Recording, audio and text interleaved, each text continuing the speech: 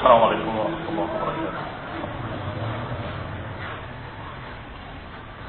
إن الحمد لله نحمده ونستعينه ونستغفره ونعوذ بالله من شرور أنفسنا ومن سيئات أعمالنا. من يهده الله فلا مضل له ومن يضلل فلا هادي له. وأشهد أن لا إله إلا الله وحده لا شريك له. وأشهد أن محمدا عبده ورسوله صلى الله عليه وعلى آله وأصحابه والتابعين وتابع التابعين ومن تبعهم بإحسان إلى يوم الدين. يا أيها الذين آمنوا اتقوا الله حق تقاته ولا تموتن إلا وأنتم مسلمون. يا أيها الناس اتقوا ربكم الذي خلقكم من نفس واحدة وخلق منها زوجها وبث منهما رجالا كثيرا ونساء واتقوا الله الذي تساءلون به والأرحام إن الله كان عليكم رقيبا. يا أيها الذين آمنوا اتقوا الله وقولوا قولا سديدا يصلح لكم أعمالكم ويغفر لكم ذنوبكم ومن يطع الله ورسوله فقد فاز فوزا عظيما. أما بعد فإن خير الحديث كتاب الله وخير الهدي هدي محمد صلى الله عليه وعلى آله وسلم وشر الأمور محدثاتها فإن كل محدثة بدعة وكل بدعة ضلالة وكل ضلالة في النار. Ikhwani fi din, a'azakumullah. Kaum muslimin yang saya hormati, kita pernah membahas di majlis ini, di masjid ini, tentang sifat-sifat ahli sunnah wal jamaah, yaitu sifat-sifat seorang yang bertekad untuk berjalan di jalan salaf, atau seorang yang dikatakan sebagai sunni salafi. Dan itu sebagian dibahas sifat-sifatnya, yaitu yang pertama, berpegang dengan kitab dan sunnah yang sahihah dalam segala urusan-urusan kehidupannya. Dan kemudian yang kedua, mengambil pemahaman para sahabat dalam memahami Quran dan sunnah, menerapkan Quran dan sunnah seperti penerapan para sahabat, berdakwah kepada kitab dan sunnah seperti dakwah mereka. Ini yang kedua. Dan sifat yang ketiga dari sifat khas yang sangat terlihat pada seorang ahli sunnah adalah adamul khawf, tidak masuk pada perkara-perkara akidah kecuali dengan hujjah, dengan dalil kitab dan sunnah. Artinya tidak berbicara tentang hal gaib dengan akalnya sendiri, tapi mereka berbicara tentang hal-hal gaib, tentang akhirat, tentang Allah, tentang asma dan sifat Allah, tentang jannah wal nar, tentang apa yang terjadi yaumul qiyamah, semuanya dengan hujjah-hujjah, dengan qala Allah wa qala Rasul. Karena pada perkara-perkara gaib tidak ada yang mengetahuinya kecuali Allah, maka seorang ahlu sunnah tidak akan berani berbicara tentang hal yang gaib dengan akalnya. Ini sifat yang ketiga. Kemudian yang keempat, yang juga sudah dibahas, adalah bahwa ahlu sunnah, seorang pengikut salafus saleh, pasti akan mementingkan tauhid pada dakwahnya, pada perjuangannya, pada sesuatu yang dia pegang adalah yang paling dipentingkan tauhid. Karena mereka tahu dengan tauhid janji Allah akan turun. Janji Allah untuk menjadikan mereka sebagai pengatur dunia, pengatur manusia. Janji Allah untuk menjadikan mereka khalifah-khalifah di muka bumi akan terwujud dengan tauhid. Yang kelima, di antara sifat khas ahli sunnah adalah adam mujadalati ahli bidah atau mujalasatihim atau sima' kalamihim. Yang kelima, bahwa seorang ahli sunnah, seorang sunni salafi tidak akan mau membuang waktu untuk berdebat dengan ahlu dhalal, berdebat dengan ahli bid'ah, kelompok-kelompok sesat. Karena tidak mungkin bisa dibandingkan sunnah dengan bid'ah. Yang jelas kita hanya menyampaikan sunnah. Kalau mereka mau menerima, walhamdulillah. Wa illa tahal. Kalau tidak, pergi. Kita tak maksa. Ini ahli sunnah. Yang menyampaikan al-haq, menyampaikan qala Rasulullah sallallahu alaihi wasallam, tetapi tidak memperdebatkannya. Karena memperdebatkannya berarti kita sendiri masih meragukan apakah benar atau tidak sunnah ini. Ayo kita bandingkan dengan bid'ah. Itu adalah sesuatu penghinaan terhadap sunnah. Maka mereka ahlu sunnah tidak mau mendengarkan syubhat-syubhat dari ahlu dhalal dan tidak mau memperdebatkan perkara-perkara din dengan mereka. Hanya menyampaikan al-haq. Ini dalilnya, ini hujjahnya. Wa in qabila minhu badak. Kalau diterima, maka itulah yang diharapkan. Kalau tidak, maka wa ma 'alaina illa al-bala. Tidaklah kita menyampaikan atau tidak ada kewajiban kepada kita kecuali penyampaian. Yang kedua dari seorang atau sifat seorang ahli sunnah adalah al-hurs ala jama'atul muslimin. Mementingkan jamaah kaum muslimin. Artinya tetap bersama jamaah, tetap bersama kaum muslimin, tidak memecah belah mereka dan tidak memecah belah suatu jamaah. Alhamdulillah, dikatakan oleh penulis rahimahullah, hafizahullah wa jazahullahu khairan, innal hursa ala jama'atil muslimin wa wahdati kalimatihim ala al-kitab wa sunnah bihaq as-salaf matlabun syar'iyyun hatat alaihi an-nusus min al-kitab wa sunnah. Dikatakan bahwa mementingkan jamaah kaum muslimin dan menyatukan kalimat kaum muslimin, mempersatukan mereka di atas Quran dan sunnah dengan apa yang telah dipahami oleh para salafus saleh adalah matlabun syar'i, adalah perintah syariat. Perintah dari syariat yang indah ini, perintah dari syariat Islam untuk mengajak seluruh kaum muslimin bersatu di atas Quran dan sunnah, bersatu di atas kitab Allah wa sunnah rasulih, bersatu di atas ucapan Allah dan ucapan Rasulnya, tentunya dengan pemahaman yang hak yang telah dipahami oleh generasi pertama umat ini, yaitu para sahabat radhiyallahu alaihim ajma'in. Karena kaum muslimin tidak lain pegangan mereka adalah kitab sunnah, tidak lain dari pegangan mereka kecuali Quran, sunnah dengan apa yang telah dipahami oleh para sahabat radhiyallahu alaihim ajma'in. Maka dinukil riwayat-riwayat, ayat-ayat, dalil-dalil untuk memerintahkan masalah ini.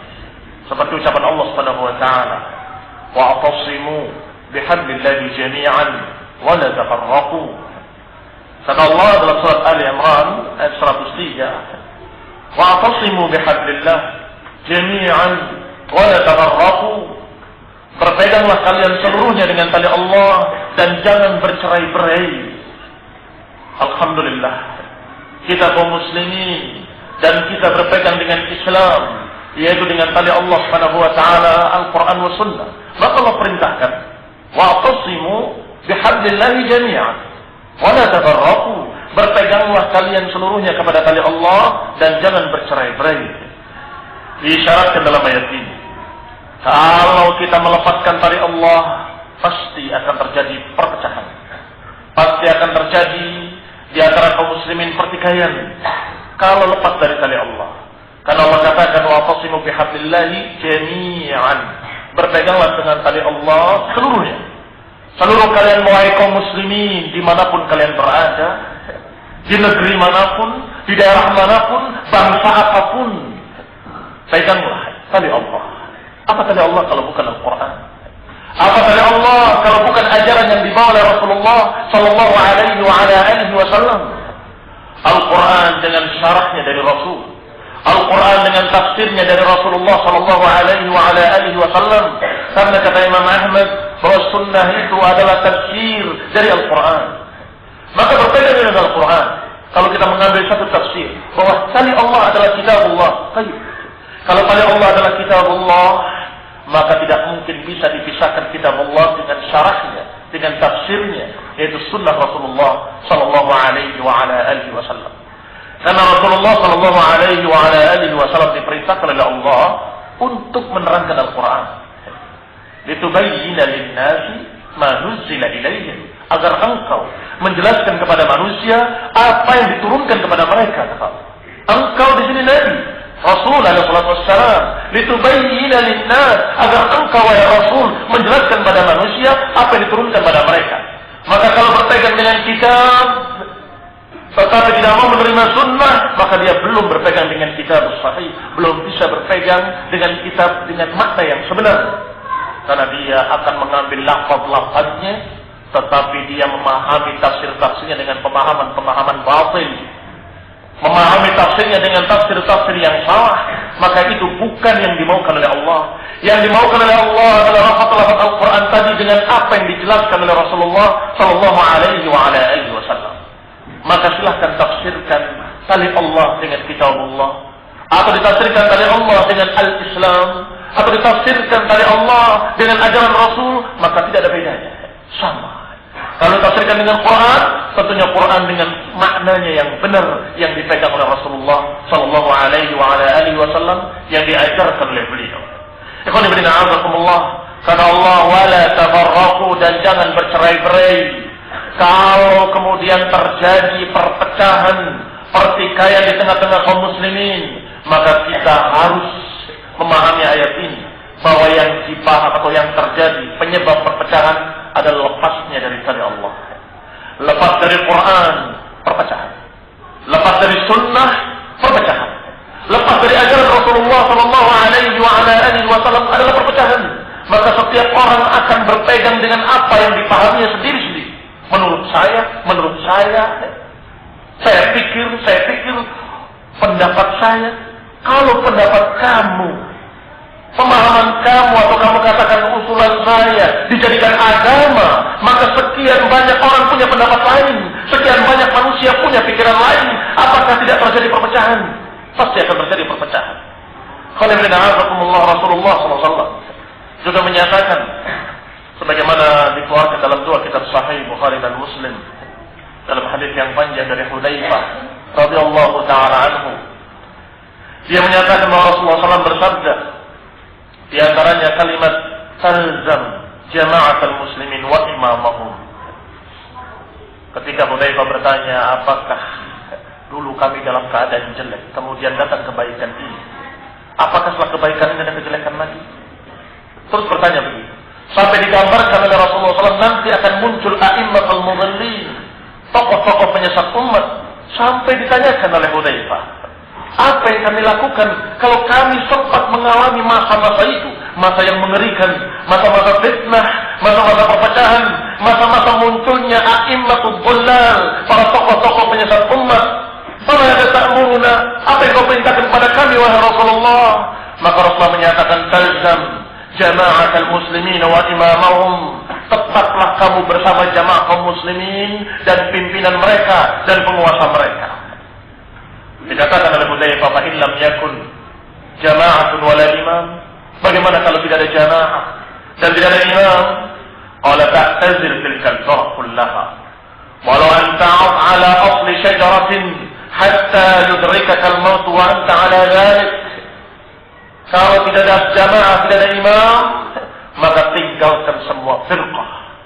Tinggalkan semua firqah yang memecah belah, dan kemudian engkau hindari, engkau menyendiri hatta mati dalam keadaan engkau memakan atau menggigit akar pohon. Ikhwan fillah, azakumullah, diperintahkan pertama kali untuk tazan jama'atul muslimin. Berarti di sini ada dua perkara yang bisa diistilahkan dengan kalimat jamaah. Perkara pertama adalah jamaah dalam artian al-haq, yaitu semua yang berpegang dengan tali Allah, dengan hak, yaitu tali Allah, maka dia dalam keadaan bersama jamaah. Yang lepas dari tali Allah, lepas dari kitab wa sunnah, berarti dia lepas dari jamaah. Dan makna kedua adalah al-jamaah bermakna kaum muslimin dan penguasanya. Kaum muslimin dengan pimpinannya, kalau mereka tetap bersama penguasanya, tunduk dan taat pada perkara yang baik, dan sabar tidak menentang, tidak memerangi, tidak menghalalkan darah mereka pada perkara-perkara yang jelek, pada perkara kezaliman-kezaliman yang terjadi pada penguasa tersebut, maka inilah yang dikatakan dia tetap bersama jamaah. Apa maknanya tetap bersama jamaah dengan makna yang kedua? Artinya sabar menghadapi kezaliman penguasa selama mereka masih muslim, selama mereka masih salat, ma'aqamu fikumus salah, selama mereka menegakkan di tengah kalian as-salah. Qul bi'azakumullah wa thabata aidan 'inda al-Hakim wa Ibn Abi 'Asim. Diriwayatkan pula oleh Imam Hakim dan juga oleh Ibn Abi 'Asim dengan lafaz Ibn Abi 'Asim rahimahullah, hadis dari Umar bin Khattab radhiyallahu ta'ala bahwasanya Nabi sallallahu alaihi wa ala alihi wasallam menyatakan, "Alaikum bil jama'ah wa iyyakum wal furqah. Fa inna asy-syaitana ma'al wahid wa huwa min al-ithnain ab'ad wa man arada buhbuhata al-jannah fa 'alaihi bil jama'ah." Atas kalian untuk tetap bersama jamaah. Wa iyyakum wal furqah, hati-hati kalian dari perpecahan. Jamaah dengan makna pertama ataupun jamaah dengan makna kedua, kalau seseorang keluar daripadanya tetap terpecah. Keluar dari jamaah makna yang pertama yaitu al-haq, berarti keluar dari al-haq kepada kebatilan, keluar dari sunnah kepada kebid'ahan, keluar dari kitabullah kepada perkara-perkara zalim, kekufuran dan seterusnya. Yang terjadi adalah perpecahan di tengah-tengah kaum muslimin. Demikian pula ketika mereka meninggalkan jamaah dengan makna kedua, yaitu jamaah kaum muslimin dengan penguasanya, maka juga yang terjadi perpecahan, bahkan perpecahan secara fisik. Kalau tadi perpecahan secara pemahaman, akan muncul sekian aliran, akan muncul sekian kelompok, akan muncul sekian berbagai macam kelompok-kelompok sesat yang aneh akan bermunculan ketika mereka meninggalkan jamaah, yaitu al-haq wa ahlu. Sedangkan yang kedua, ketika meninggalkan jamaah kaum muslimin dan penguasanya, yang artinya menentang penguasa, memberontak kepadanya, menghalalkan darah mereka, yang terjadi perpecahan secara fisik, yaitu peperangan sesama kaum muslimin. Kaum muslimin yang berada di pihak penguasa dan kaum muslimin yang berada di pihak pemberontak. Kaum muslimin yang berada di pihak pemerintah dan kaum muslimin yang ada di pihak kelompok-kelompok sempalan dari kalangan khawarij. Apa yang terjadi? Pertumpahan darah sesama kaum muslimin, pertikaian sesama kaum muslimin, saling membunuh sesama kaum muslimin. Ikhwan fillah, a'azakumullah, apakah ada perpecahan yang lebih mengerikan dari perpecahan yang menyebabkan pertumpahan darah? Apakah ada perpecahan yang lebih dahsyat daripada perpecahan yang menyebabkan pembunuhan? Ikhwan fillah, a'azakumullah, maka dikatakan oleh Rasulullah, "Alaikum bil jamaah wa iyyakum wal furqah." Atas kalian untuk tetap bersama jamaah kaum muslimin dan hati-hati dari perpecahan. Fa inna syaitana ma'al wahid wa huwa min al-ithnain ab'ad. Karena syaitan selalu dengan orang yang sendirian. Bersama orang yang sendirian, syaitan akan berani. Tetapi syaitan kepada orang yang berdua lebih jauh. Man arada buhbuhatal jannah fa 'alaihi bil jamaah. Maka barang siapa yang menginginkan buhbuhatal jannah, tengah-tengahnya jannah, yang paling indahnya di surga, yang paling pilihan, yang paling indahnya, yang paling bagusnya dalam jannah, barang siapa yang menginginkannya, fa'alaihi bil jamaah, maka atasnya untuk tetap bersama jamaah. Ikhwan fillah, a'azakumullah, ajaran Islam, ajaran sunnah Rasulullah, ajaran dakwah ahlus sunnah wal jamaah betapa indahnya. Mengajak kaum muslimin agar bersatu, tidak berpecah. Mengajak kaum muslimin agar tidak saling berperang, tidak saling bunuh. Walhamdulillah. Kenapa? Kok sebagian kelompok menyatakan bahwa ahlus sunnah itu pemecah belah, yang memporak-porandakan barisan kaum muslimin, yang begini, yang begitu, bahkan dikatakan antek-antek Yahudi yang bertugas untuk memecah belah kaum muslimin. Apa enggak salah? Apa enggak keliru dia memandang? Lihat dengan kacamata yang benar. Lihat dengan pemahaman atau dengan keikhlasan, dengan bijak yang kira-kira membawa kepada perpecahan, membawa kepada pertikaian dan pertumpahan darah. Siapa? Kalau bukan kelompok-kelompok sempalan yang dikatakan oleh para ulama, "Mabtada'a qaumun bid'atan illa istahalla syai'." Kata para ulama bahwa tidaklah sekelompok orang mengada-adakan kebid'ahan kesesatan kecuali pasti ujung-ujungnya menghalalkan darah kaum muslimin. Ikhwan fillah a'azakumullah.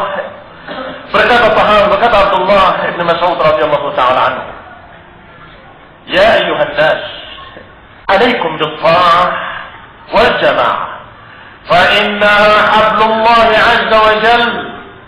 Wahai manusia, atas kalian untuk tetap taat kepada penguasa kalian dan tetap bersama jamaah. Fa innaha hablullahil matin, karena itulah tali Allah yang sangat kuat, yang sangat kokoh.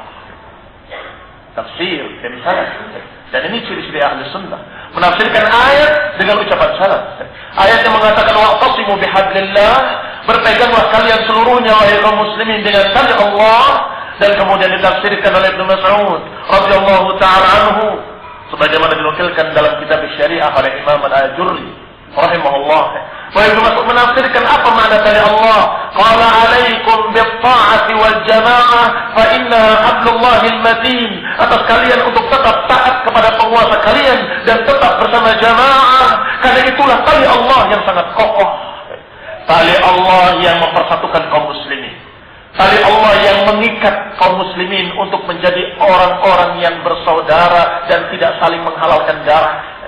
Ikhwan fillah a'azakumullah. Dikatakan selanjutnya, wa ma takrahun fil jamaah khairun mimma tuhibbuna bil furqah.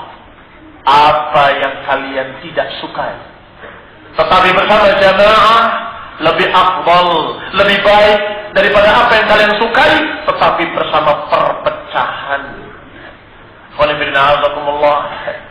Dalam keadaan dia bersama jamaah, bersama penguasanya, hati ini rasanya sempit, sesak, jengkel, kezaliman demi kezaliman muncul, diingatkan tidak digubris, tidak sehati, tidak berubah. Sabar, sabar. Walaupun kamu tidak suka, dan sewajarnya setiap mukmin tidak suka. Sewajarnya setiap orang yang beriman pasti nggak suka kezaliman, nggak suka kemunkaran, nggak suka kemaksiatan terjadi, apalagi terjadi pada penguasanya, pada pemerintahnya, tentunya nggak suka, dan itu wajar. Tetapi jangan kebencian kamu menyebabkan kamu keluar dari jamaah, karena mereka masih muslimin. Jangan kebencian kita menyebabkan kita keluar dari jamaah. Rasulullah menasihatkan kepada kita ketika kita mendapat yang demikian, untuk menasihati mereka dan untuk sabar. Wasbiru hatta talaqawni 'alal haud. Sabarlah sampai kalian bertemu aku di telaga haud, kata Nabi, di dalam jannah. Sabarlah kalian, nanti kalian akan mati dan akan dibangkitkan oleh Allah, dan kemudian akan dikumpulkan di padang mahsyar dan akan dihisab, dan kemudian akan dikumpulkan bersamaku di telaga haud. Sabar. Sebentar, tidak lama. Sebab kalau kalian tidak sabar dan kemudian menghuluskan pedang, kalian menghalalkan darah mereka dan memerangi mereka, maka kezaliman yang terjadi a'zam wa a'zam, kemunkaran yang terjadi lebih besar dan lebih besar, kemunkaran yang terjadi lebih dahsyat. Kezaliman seseorang penguasa sampai mereka menangkap pembunuh, bisa dihitung dengan jari yang dibunuh berapa orang. Udah 3 orang kemarin, 3. Kemudian berapa lagi? Oh, dulu juga pernah ada yang hilang. Manusia hilang. Berapa? Baik, kalau kalian melawan dan kemudian terjadi peperangan kaum muslimin melawan kaum muslimin, berapa korban kaum muslimin kira-kira yang akan terjadi? Wallah, dalam demonstrasi kemarin saja, hura-hura menurunkan Soeharto yang gak ada faedahnya sama sekali. Nggak berubah apapun, nggak meningkatkan kebaikan apapun, tetapi korbannya berapa?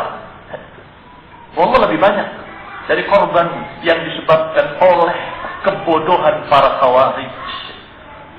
Lebih banyak, ikhwan fillah a'azakumullah, apa yang terjadi dengan kebodohan para khawarij sungguh lebih dahsyat, lebih mengerikan, lebih banyak korban-korbannya daripada kezaliman penguasa itu sendiri.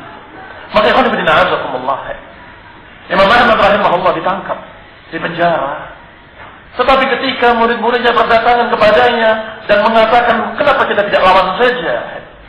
Imam Ahmad mengatakan, adam, darah kaum muslimin, darah kaum muslimin. Beliau berpikir dengan sehat, berpikir dengan ilmu, dengan kacamata ilmu, kacamata sunnah, Kalau aku sabar, maka aku saja yang jadi korban. Tetapi kalau aku mengatakan lawan, apa yang terjadi? Yang terjadi adalah pertumpahan darah kaum muslimin, yang tentunya lebih banyak lagi ulama yang akan terbunuh.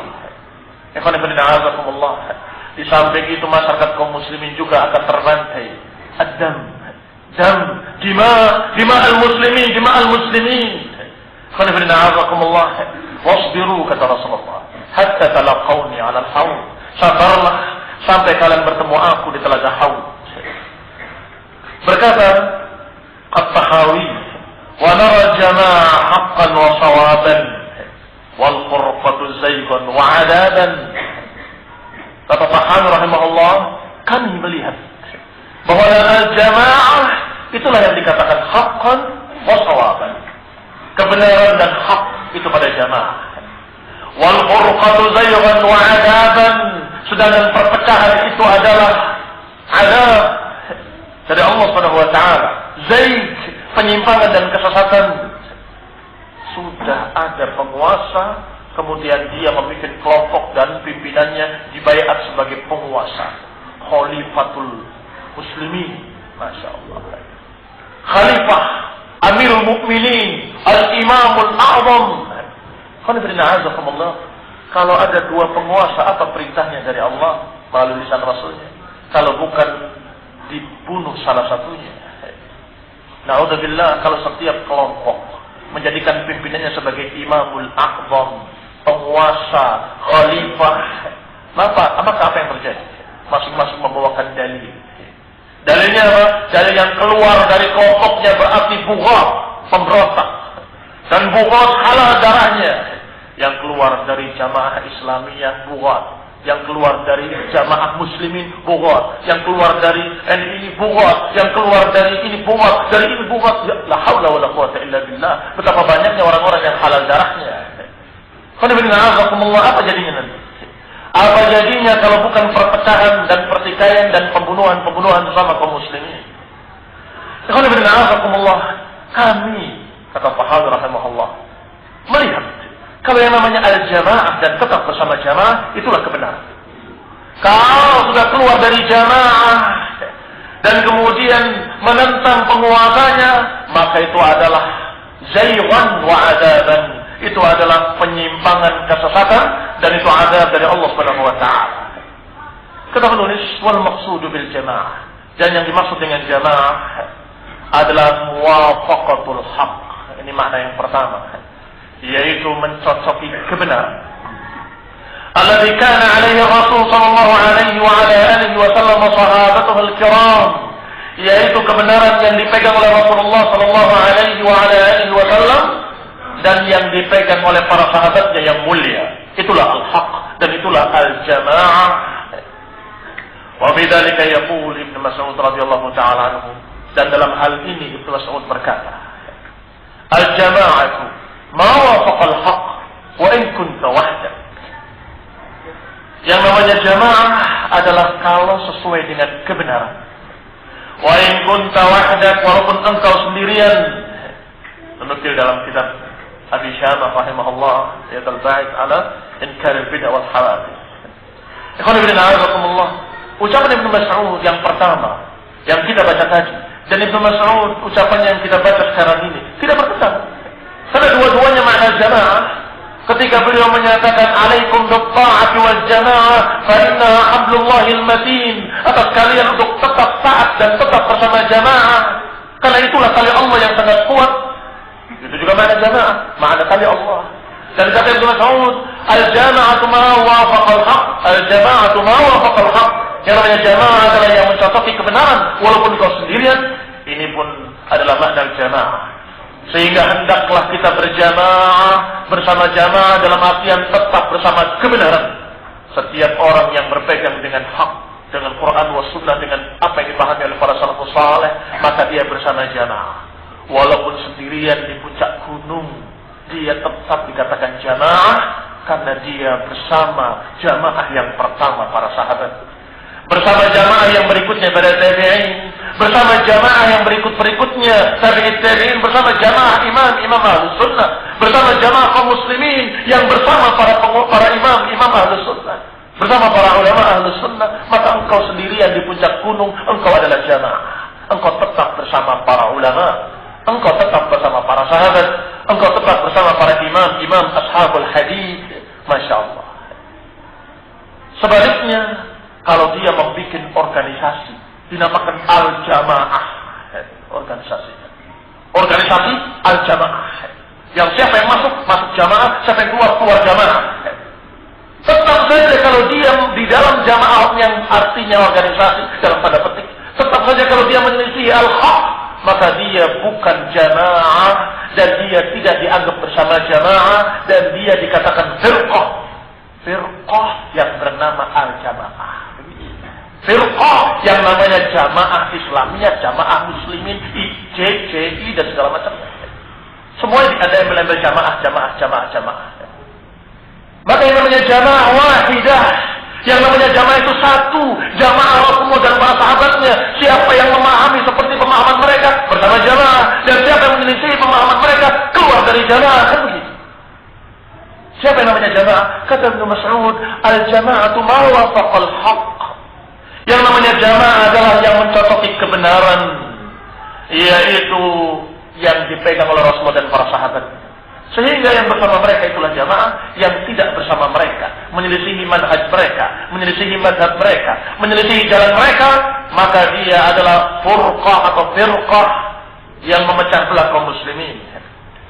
Al-Imam Al-Barbahari rahimahullah mengatakan dalam kitabnya Syarh Sunnah, wal asas alladhi tubna alaihi al-jama'ah hum ashabu Muhammad sallallahu alaihi wa ala alihi wa sallam wa rahimahum ajma'in wa hum ahlus sunnah wal jamaah. Kata Imam Al-Barbahari rahimahullah bahwa yang namanya al-jamaah dibangun di atas suatu asas. Maka asas fondasi dari al-jamaah adalah para sahabat Rasulullah sallallahu alaihi wa ala alihi wasallam. Fondasinya adalah para sahabat radhiyallahu alaihim ajma'in. Wa hum ahlus sunnah wal jamaah. Mereka lah yang dikatakan ahlus sunnah wal jamaah. Orang yang berpegang dengan sunnah dan berpegang dengan al-jamaah. Yang menyelisihi bid'ah-bid'ah dan memperingatkan dari bid'ah-bid'ah dan memperingatkan dari furqah-furqah, memperingatkan dari bid'ah yang akan menyeret keluar dari sunnah dan memperingatkan dari bahaya furqah dan furqah yang akan menyeret keluar dari al-jamaah. Faman lam ya'khudh 'anhum faqad dhalla wa ibtada'. Maka barang siapa yang tidak mengambil dari para sahabat, maka dia tersesat. Barang siapa yang tidak mengambil dari mereka al-jama'atul ula, jamaah yang pertama, kalau tidak mengambil dari jamaah yang pertama, maka dia sesat, maka dia menyimpang, maka dia keluar dari al-jamaah. Yang tadinya satu jamaah Rasulullah dan para sahabatnya, tiba-tiba muncul Syiah menyelisih seluruh para sahabat. Muncul Khawarij menyelisih seluruh para sahabat. Muncul Qadariyah di Kufah menyelisih seluruh para sahabat. Maka mereka inilah firqah-firqah yang memecah belah kaum muslimin. Yang tadinya satu jamaah, tiba-tiba sekarang jadi 4. Ada jamaah bersama sahabat radhiyallahu alaihim ajma'in, ada kelompok Syiah, ada kelompok Khawarij, ada kelompok Qadariyah. Ketika disampaikan kepada Ibnu Umar tentang munculnya kelompok Qadariyah, ada di tempat kami orang-orang yang menyatakan Allah qadar, bahwa tidak ada takdir itu dan semuanya terjadi dengan sendirinya. Maka Ibnu Umar menyatakan dengan sumpah dengan nama Allah, sungguh kalau mereka tidak beriman kepada takdir, kalau mereka berinfak emas segunung Uhud sekalipun, Allah tidak akan menerimanya. Hatta yu'mina bil qadari, sampai mereka mau beriman pada takdir. Sampaikan pada mereka, inni bari'un minhum wa hum bura'u minni. Sampaikan pada mereka bahwa aku berlepas diri dari mereka dan mereka berlepas diri dariku. Terpisah. Mereka tidak mengikuti para sahabat, tidak mengikuti para sahabat radhiyallahu alaihim ajma'in, maka terjadilah perpecahan-perpecahan. Ikhwan fillah, a'azakumullah, berarti asas alladhi tubna alaihi jamaah, fondasi yang jamaah dibangun di atasnya adalah para sahabat radhiyallahu alaihim ajma'in. Liza فإننا نجد في الكتاب والسنة ما يحذر من ضد الجماعة وهي الفرقة. Oleh karena itu Al-Quran dan Sunnah selalu memperingatkan dari bahaya lawannya jamaah. Bahaya yang besar yang merupakan lawannya jamaah adalah al-furqah wal ikhtilaf, perpecahan dan perselisihan. Allah Subhanahu wa taala menyatakan innal ladzina farraqu dinahum wa kanu syi'an lasta minhum fi syai'. Sesungguhnya orang-orang yang memecah belah agama mereka sendiri, mereka menjadi bersyiah-syiah, menjadi beraliran-aliran. Lasta minhum fi syai'. Engkau wahai Rasul tidak termasuk mereka sedikit pun. Engkau wahai Rasul bukan golongan mereka, akhir mereka bukan golonganmu. Ya khana bin Allah, perhatikan. Kata Ummu Salamah radhiyallahu taala anha bahwasanya ketika dibacakan ayat ini dia mengatakan ala inna nabiyakum qad bari'a mimman farraqa dinahu wahtazab. Ketahuilah bahwa Nabi telah berlepas diri. Inna nabiyakum, sesungguhnya Nabi kalian telah berlepas diri dari orang-orang yang memecah belah agamanya. Wahtazab, iftaraqu wahtazab, berpecah belah dan membuat hizib-hizib, membuat berbagai macam kelompok-kelompok hizbiyah yang memecah belah umat. Kalau kalian ditanya, kalau kamu kelompoknya kelompok apa? Kelompok Islam yang berpegang dengan Quran dan Sunnah dan mengikuti para sahabat radhiyallahu anhum ajma'in, yang kitab kami sama dengan kitab kalian wahai muslimin di seluruh dunia, yang sunnah kami sunnahnya Rasul yang kalian kenal wahai muslimin di seluruh dunia. Tidak ada yang mau. Maka kita tidak berikhtilaf, tidak membuat hizbiyah, tidak membuat kelompok-kelompok hizbiyah. Yang dinamakan kelompok hizbiyah adalah membuat kelompok dengan pemahaman yang wahdat, dengan pemahaman yang baru, yang tidak dikenal oleh para sahabat, tidak dikenal oleh para tabi'in dan tabi'in. Ini namanya ihtilaf. Yang kata Ummu Salamah bahwa ayat ini yang menyatakan innal ladzina farraqu dinahum wa kanu syi'an lasta minhum fi syai', sesungguhnya orang-orang yang memecah belah agamanya sendiri, maka engkau wahai Rasul tidak termasuk mereka sedikit pun. Kata Ummu Salamah, ala inna nabiyakum, ketahuilah bahwa nabi kalian telah berlepas diri dari orang-orang yang memecah belah agama ini, memecah belah agama Islam dengan berbagai macam aliran-aliran, pemahaman-pemahaman. Ini Islam A, ini Islam B, ini Islam C. Kalau ini adalah Islam yang warnanya merah, Islam warnanya biru. Katakan dengan berbagai macam warna-warni Islam. La haula wala quwata illa billah. Islam itu satu. Beribadah kepada Allah yang satu, mengikuti Nabi yang satu sallallahu alaihi wa ala alihi wasallam. Kenapa berpecah? Ikhwan fillah, azakumullah, semestinya kaum muslimin seluruhnya bertahun untuk sama-sama meniti jejak para sahabat radhiyallahu anhum ajma'in. Kalau ternyata apa yang dipahami oleh salah satu kalian menyelisihi apa yang dipahami oleh para salafus saleh, akuilah, saya salah, kami salah, kami keliru dan kami ujub, wa astaghfirullahal azim. Selesai. Kenapa susah-susah? Kenapa kalian marah ketika dinasehati? Kenapa marah ketika dikatakan bahwa pemikiran kalian pemikiran khawarij, pemikiran kalian bukan pemikiran para sahabat, cara berpikir kalian tidak sama dengan pemikiran salaf dan bukan dari ajaran yang dibawa oleh Rasulullah sallallahu alaihi wa ala alihi wasallam. Qala Rasulullah 20 ayat, 20 hadis lebih berbicara tentang sabar dan tetap taat pada penguasa selama mereka masih muslim, selama mereka masih salat. Dan hikmahnya sangat jelas. Hikmahnya sangat jelas, yaitu kaum muslimin selamat dari perpecahan, terutama perpecahan fisik, pertumpahan darah kaum muslimin. Dikatakan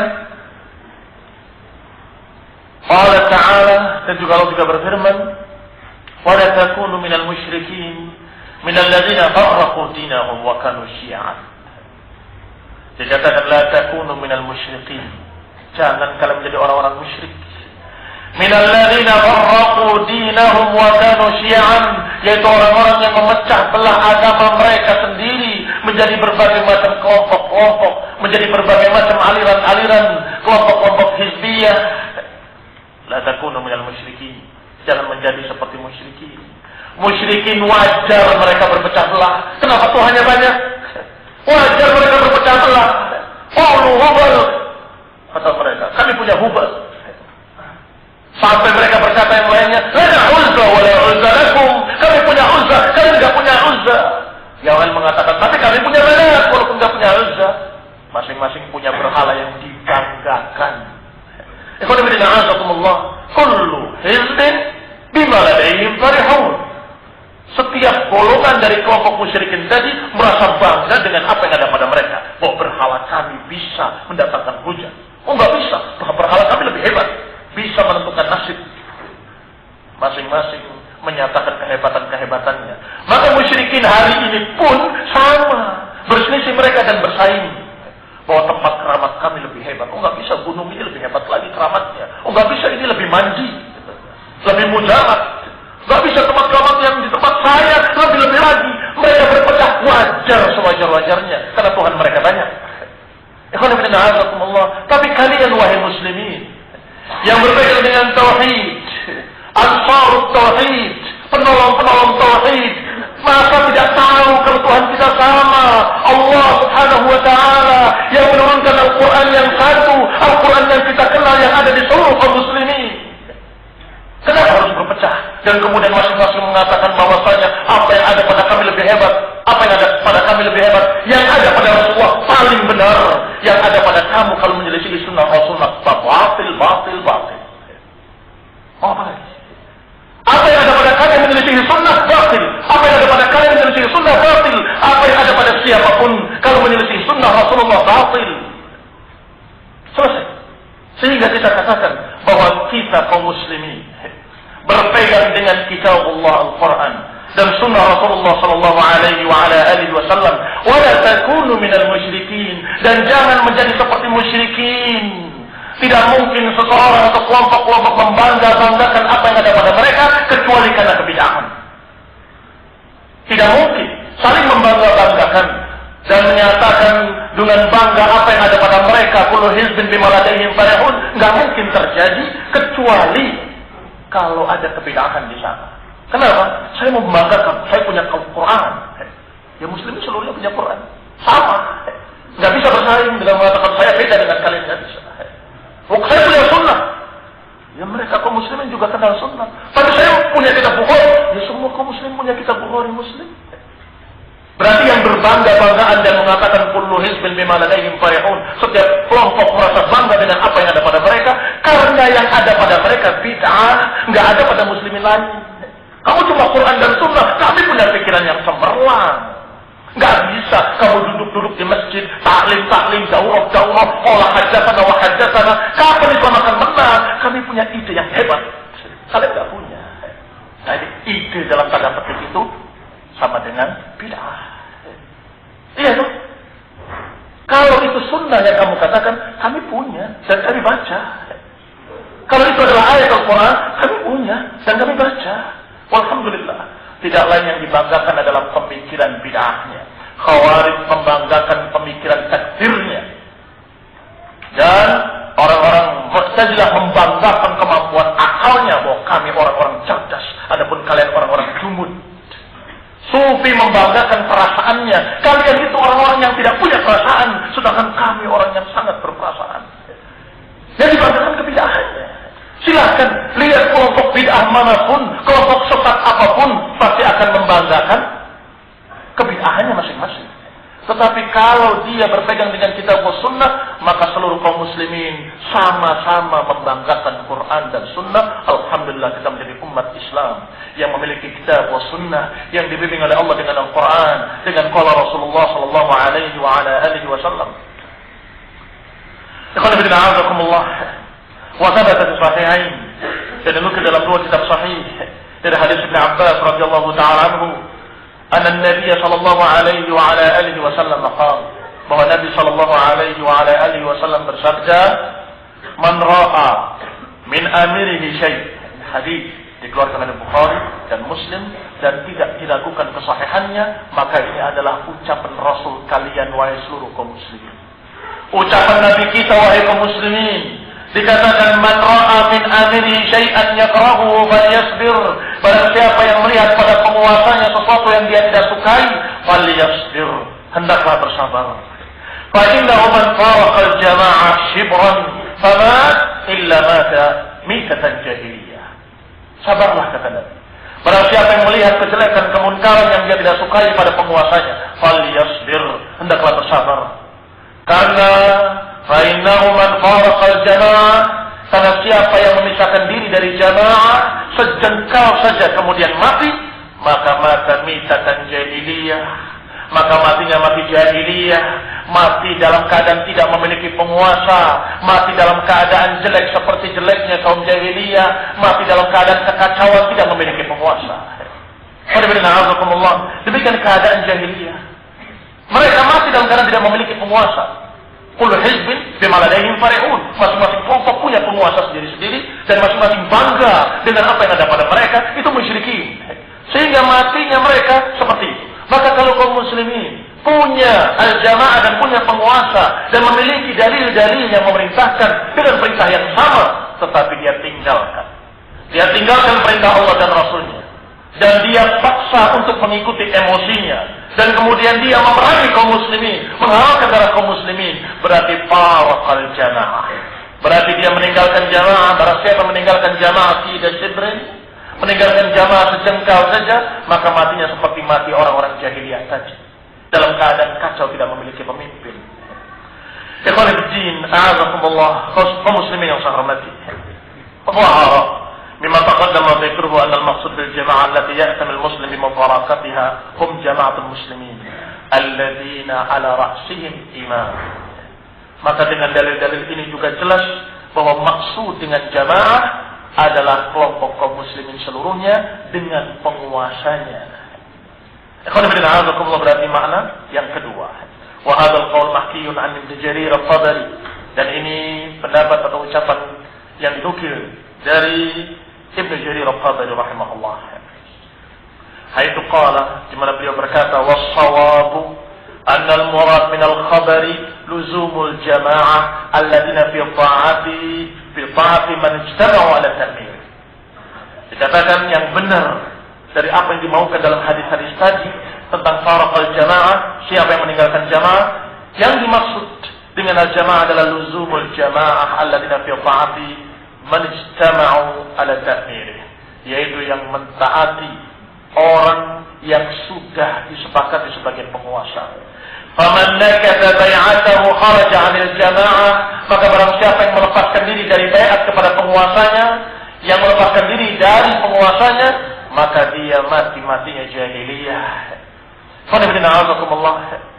Dan ini masih panjang lagi pembahasan tentang ini. Tentunya karena pembahasan kita bukan pembahasan khusus masalah ini, tetapi tentang sifat-sifatnya.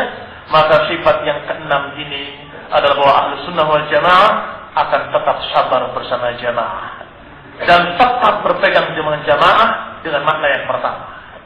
Sehingga kalaupun penguasanya zalim atau orang yang mubtadi' mengerjakan kebid'ahan, maka seorang Ahlus Sunnah akan tetap berpegang dengan jamaah yang pertama. Jamaah sahabat, jamaah tabi'in dan tabi'in, yakni tetap bersama Rasulullah dan para sahabatnya, dipegang untuk dirinya, dipegang untuk keluarganya, untuk diamalkan oleh dirinya, tetapi terhadap penguasa dia tetap mensabarinya, menasehatinya, dan tidak mengerahkan massa untuk memeranginya. Ini sifat dari sifat-sifat Ahlus Sunnah. Yang ketujuh, dari sifat mereka adalah ihya sunan Rasulullah sallallahu alaihi wa ala alihi wasallam fil ibadah was suluk wa akhlaq wa jami' marafat al hayat. Sifat yang ketujuh, menghidupkan sunnah-sunnah Rasulullah. Menghidupkan sunnah-sunnah Rasulullah pada ibadah-ibadahnya, pada akhlak-akhlaknya, pada segala sisi kehidupannya. Hatta asbahu ghuraba'a baina qaumihim, hingga mereka menjadi orang-orang yang ghuraba, orang-orang yang asing di tengah kaumnya. Kenapa asing? Asing karena menghidupkan sunnah. Asing karena dia berpegang dengan sunnah, berpakaian dengan pakaian sunnah, berakhlak dengan akhlak sunnah, berakidah dengan apa yang dipahami dalam sunnah.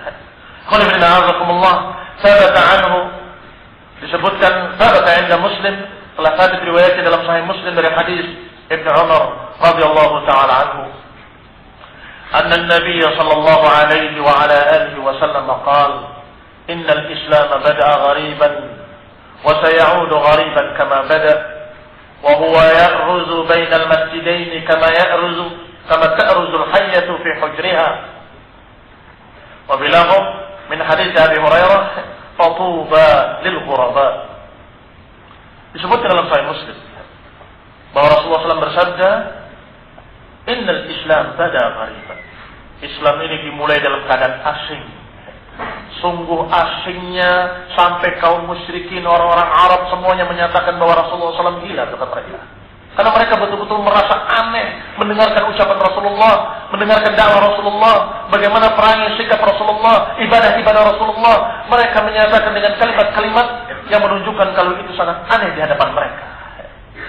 Yani mereka betul-betul terkejut, heran dengan dakwah tauhid. Aja'ala al-alihata ilahan wahida, inna hadha la syai'un 'ujab. Apakah Tuhan yang banyak mau dijadikan Tuhan yang satu? Inna hadha la syai'un 'ujab. Sungguh ini perkara yang sangat aneh, kata mereka. Tidak apa-apa. Walaupun mereka mengatakan aneh, Rasulullah jalan terus. Biarkan mereka anjing menggonggong, kafilah tetap berlalu. Tidak peduli dengan mereka. Maka Ahlus Sunnah, pengikut Rasulullah juga demikian. Mereka pegang tauhid. Walaupun segala manusia mengucapkan itu Wahabi, aliran sesat, alirannya begini, aliran begitu, biarkan anjing menggonggong, kafilah tetap berlalu. Wajar kalau orang berpegang dengan agama ini kemudian dikatakan aneh, wajar. Karena seringkali yang berpegang dengan hak itu sedikit. Dan yang tidak berpegang dengan kebenaran sangat banyak sekali dan mayoritas. Iya kan?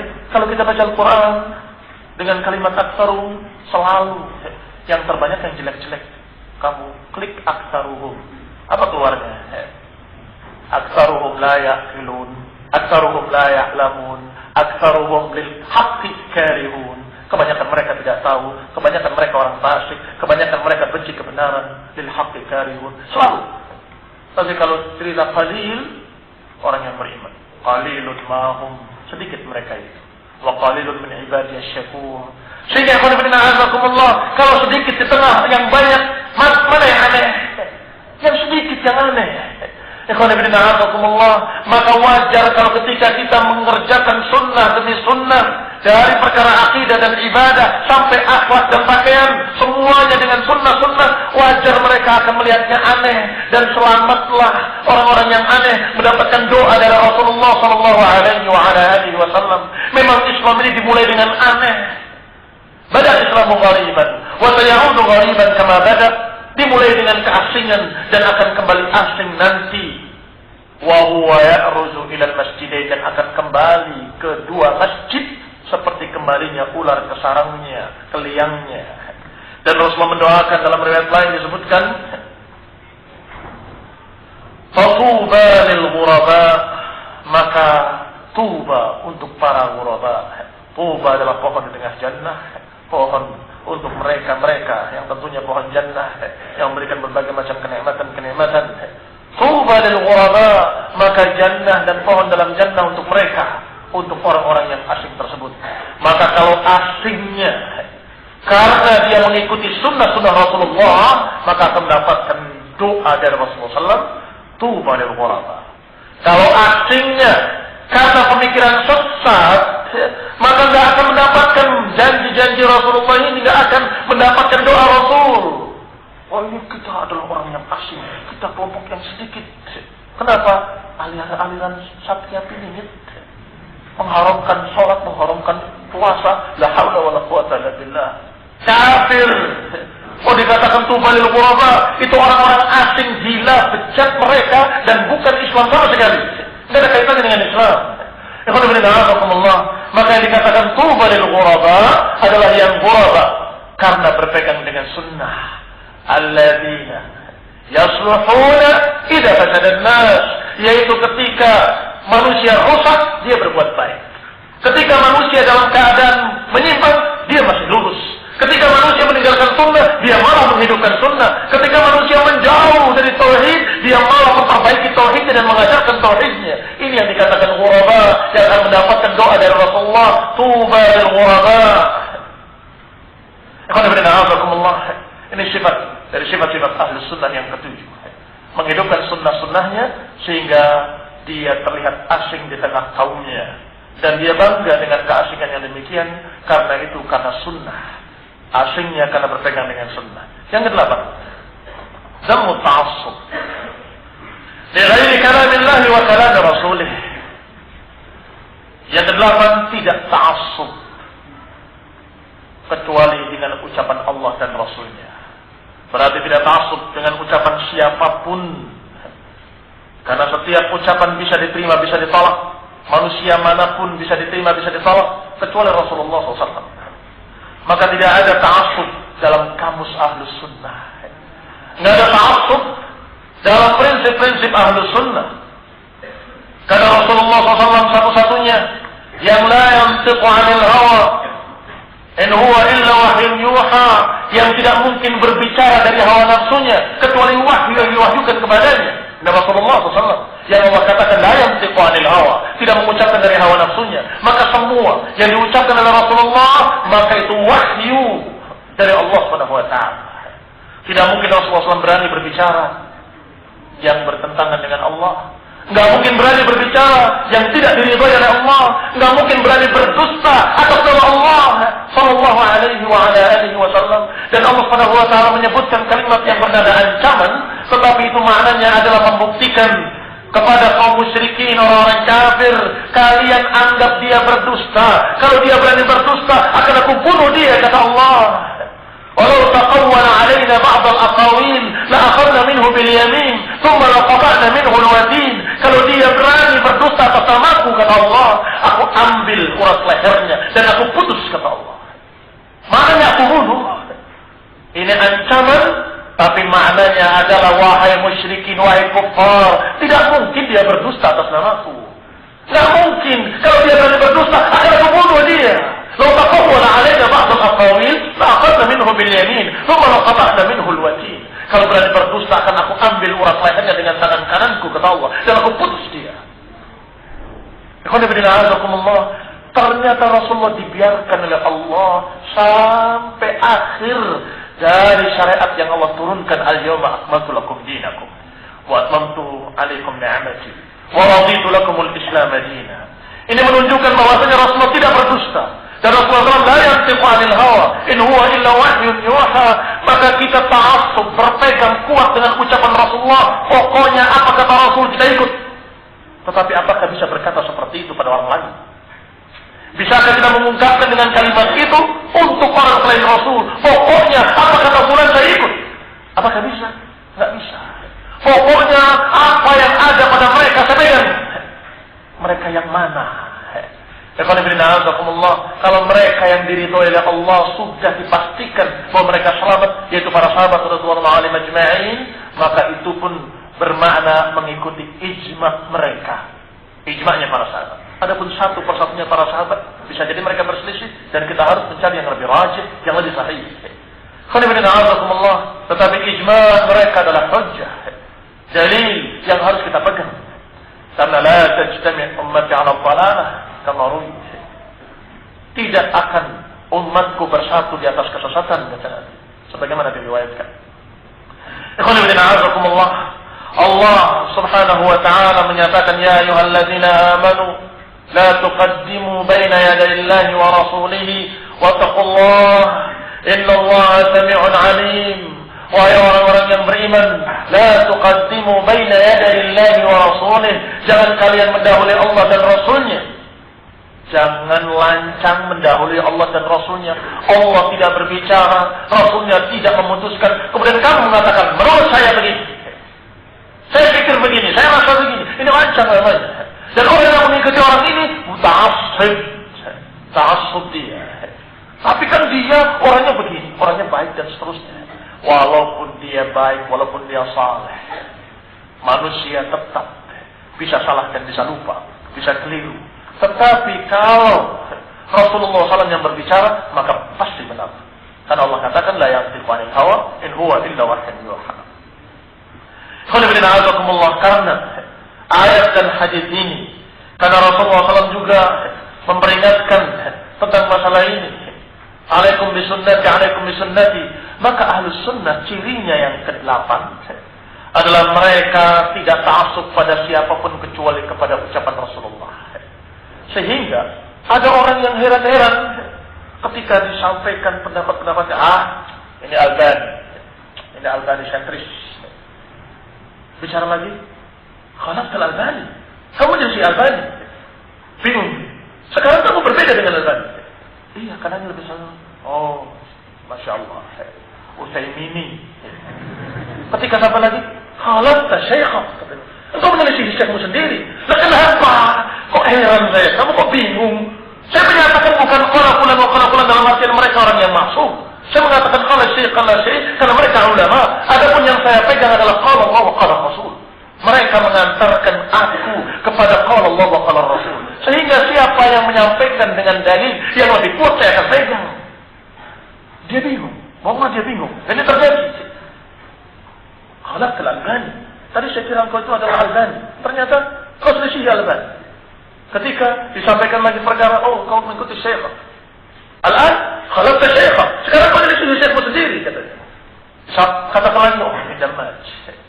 Sebentar lagi, kamu sekarang selisih damaj. Ikhwan fillah a'azakumullah, siapa yang memerintahkan? Apakah turun ayat dari 7 lapis langit bahwa kebenaran ada di damaj?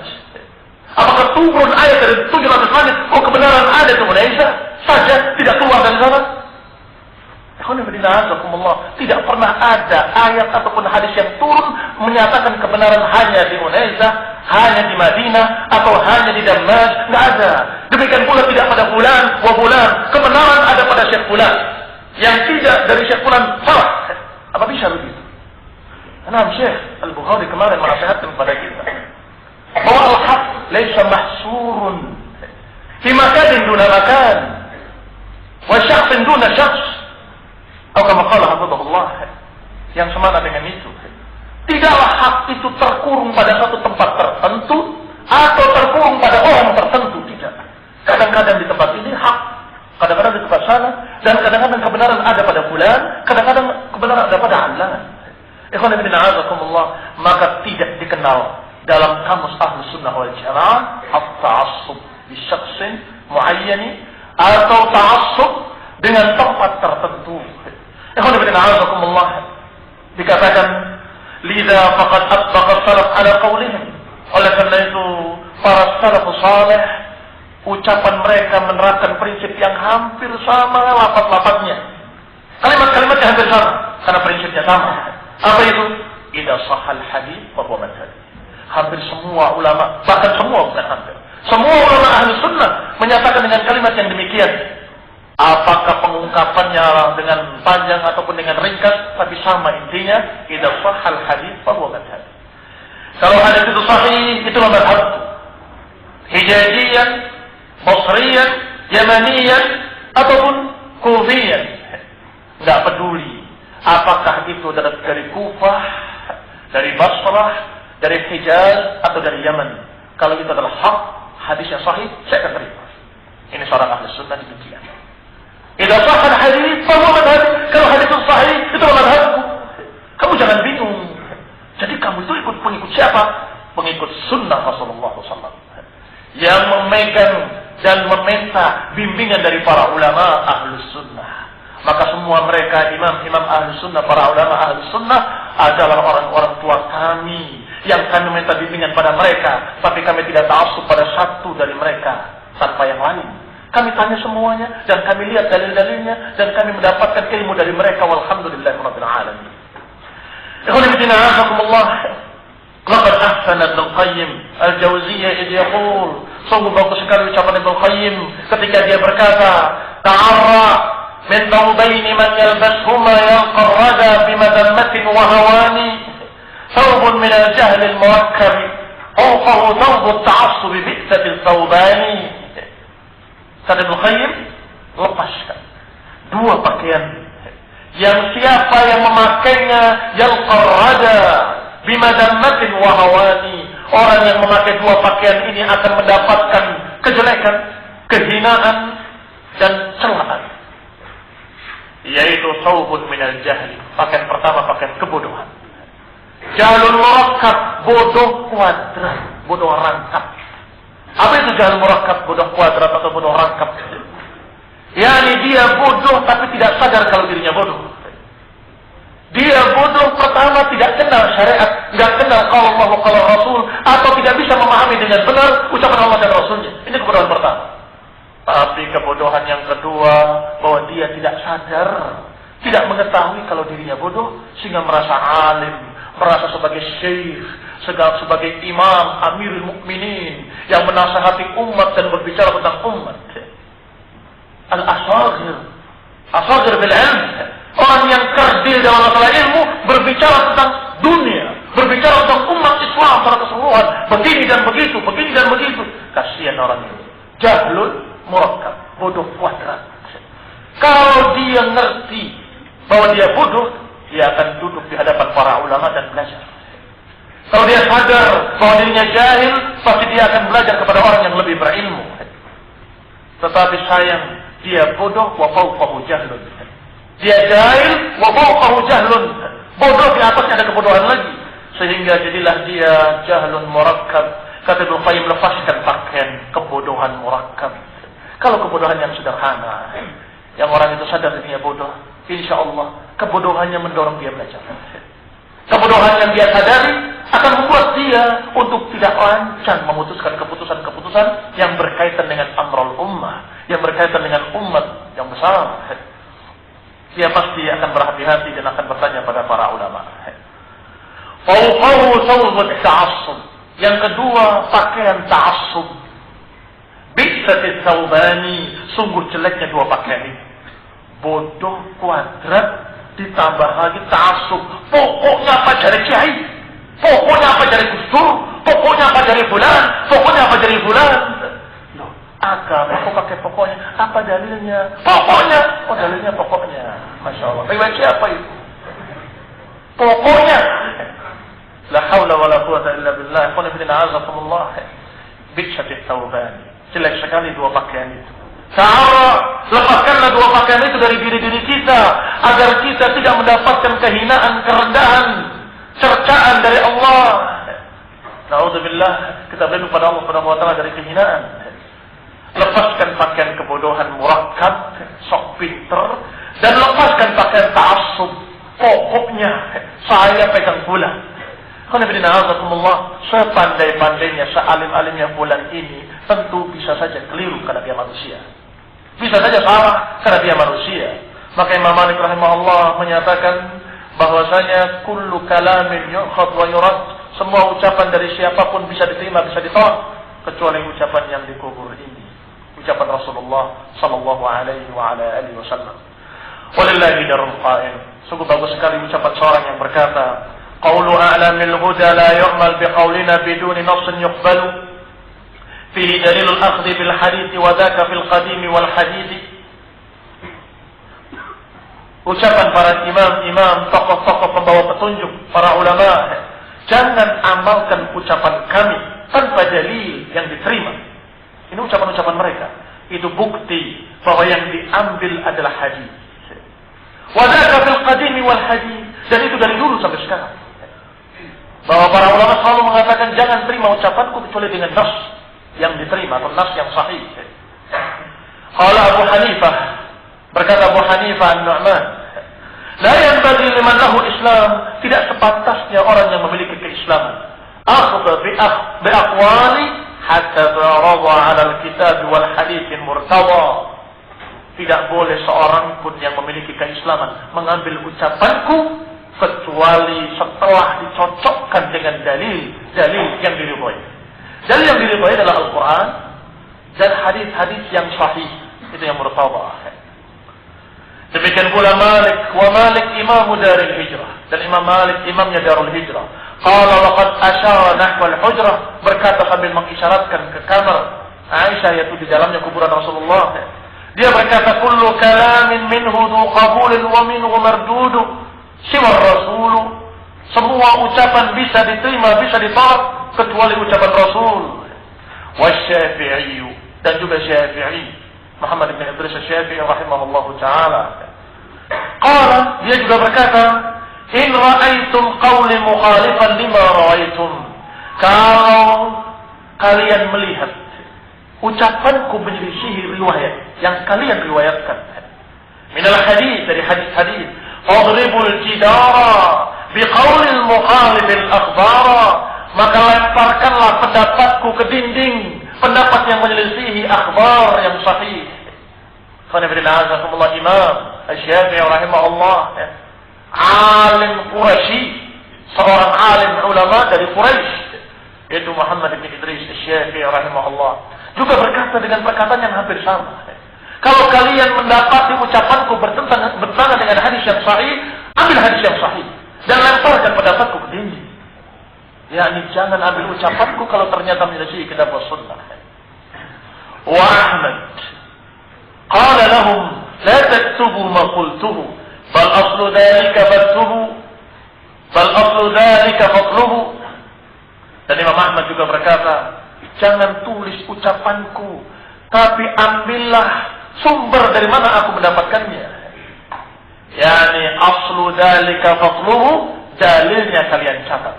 Sehingga ketika dalam kajian beliau menyampaikan riwayat, menyampaikan hadis, maka dicatat oleh murid-muridnya bukan qaul Imam Ahmad saja, tetapi dalilnya haddatsana Ahmad bin Hanbal.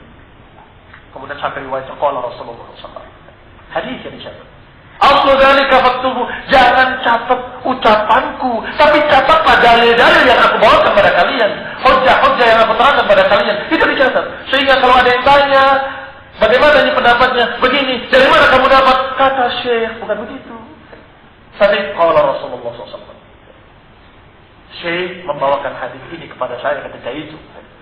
Sehingga orang yang mendengarkannya pun mengatakan, kalau begitu kan hadis ini saya berbuat. Karena hadis ini jangan bicara. Tapi kalau Syekh bilang begitu, tiba-tiba ada yang punya Syekh juga, tapi Syekh sana bilang lain. Syekh nggak bilang begitu. Tapi Syekh saya, kok bisa Syekh saya, ribut dia. Kenapa ribut? Karena muta'assib masing-masing. Masing-masing ta'assub dengan Syekhnya sendiri-sendiri. Mereka manusia, mereka dalam keadaan alim, memiliki ulama, memiliki ilmu, tetapi mereka dalam keadaan manusia yang tidak boleh kita ta'assub pada siapapun dari manusia kecuali Rasulullah SAW. Maka ketika kita mengambil dari mereka, rahimahumullah wa hafizahumullah, rahimahumullah ahyahum wa hafizahumullah ahyahum, dan rahimahumullah amwatuhum. Semoga Allah merahmati yang wafat dari mereka para ulama, dan semoga menjaga yang masih hidup dari mereka para ulama. Bahwa kita mengambil ilmu dari mereka dan kita jangan ta'assub dengan siapapun. Qana'akumullah. Fasma' maqalatil huda al-arba'ah wa amal biha fa inna fiha manfa'ah. Dengarkanlah ucapan para imam-imam tadi, ucapan para ulama, maka kerjakanlah, terapkanlah apa yang dinasihatkan pada mereka. Kalau kalian mengaku Syafi'i, kami Indonesia berpegang dengan mazhab Syafi'i. Iya, mazhab Syafi'i, mazhab sunnah, ahli sunnah. Mazhab Syafi'i adalah ikutilah sunnah. Kalau pendapatku bertentangan dengan sunnah, lemparkan pendapatku, peganglah sunnah. Itu mazhab Syafi'i. Rahimahullah. Tidak mengajarkan taklid. Ini sudah diringkas kitab Imam Syafi'i. Dari ringkasannya diringkas lagi. Ringkasan yang ketiga diringkas lagi.